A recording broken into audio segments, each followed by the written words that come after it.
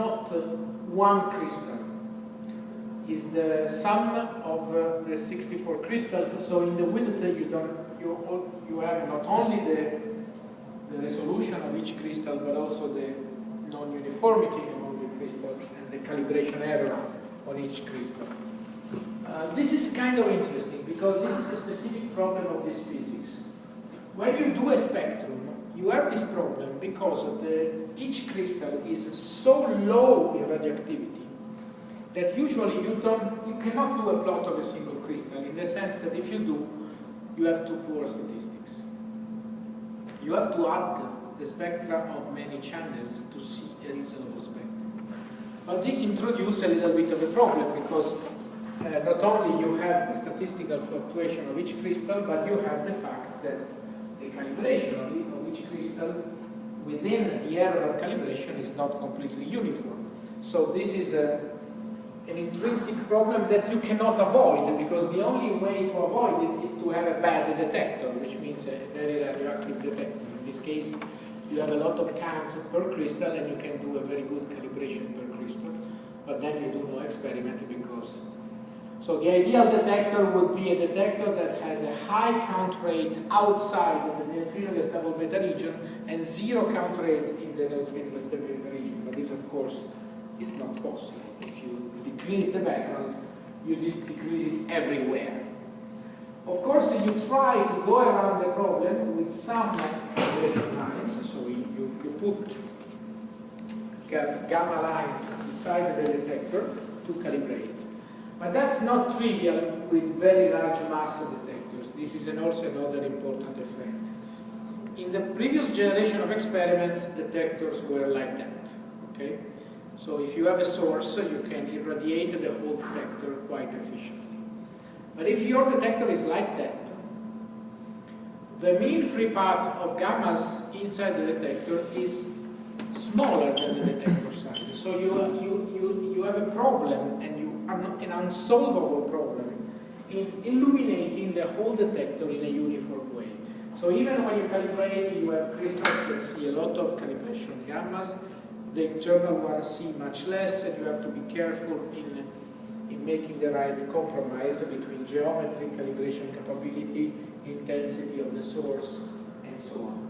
You cannot increase very much the rate, because if you increase the rate, you have pileup, and so you start degrading your calibration because you have events with multiple interactions, and so on. So the calibration is by itself not a completely negligible problem. One question. In essence, which is the difference between Cuoricino and the Cuore? Because now he... Cuoricino is... this is a comparison just to see that we did better, because Cuoricino resolution and between the 64 crystal had this distribution, okay? So up to 25 keV, the full width was this one, but you see that this was up to 25, okay? Look at this. This is up to 10. So it's much more uniform Cuore than Cuoricino, which means the crystals are much more one like the other. There was a big improvement, not really in the performance of the single crystals, but in the uniformity of the crystals. They are much more alike each other than in the previous generation. This is a technological improvement. There was also a big improvement in background. You see this comparison. The blue curve was Cuoricino, the red curve is Cuoricino. So there is more than a factor 10 essentially in the alpha region, which means that the materials are cleaner by a factor 10, which will make roughly a factor 3 improvement in the beta-beta region in Cuoricino, but it will be a factor 100, a factor 10 in Cuore. Okay, this is something that we can skip. Finally, this is the expected sensitivity of Cuore, which will reach a few 10 to the 26, okay? The reason why you don't reach 10 to the 27 is the one I told you, that the background in Cuore is expected to be 10 to the minus 2 counts per kilogram per keV per year, but with 200 kilograms, this will make a couple of events per year of background in the region. Couple of events per year per keV. Actually, in the resolution that is 3 keV, so you will have 4, 5, 6 background events. That's why with 5 background events, you can see a signal in 5 years. You can do the calculation, learn how to do this calculation. You never need a Monte Carlo to do an estimate like that. Okay, 5 events per year in background. 5 years is 25. Square root of 25 is 5.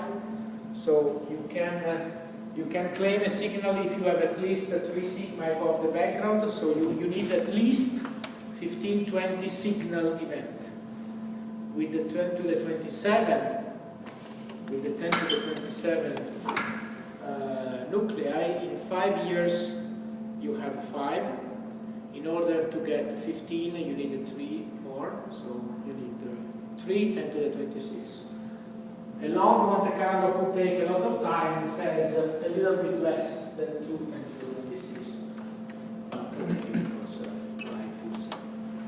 It's a little bit more difficult than this very simple calculation, but you can make an estimate that the sensitivity will be at the order of a few 10 to the 26 with 0.01 background, the blue curve. You see that the background is the dominant part, because if the background were just a factor 5 worse, you immediately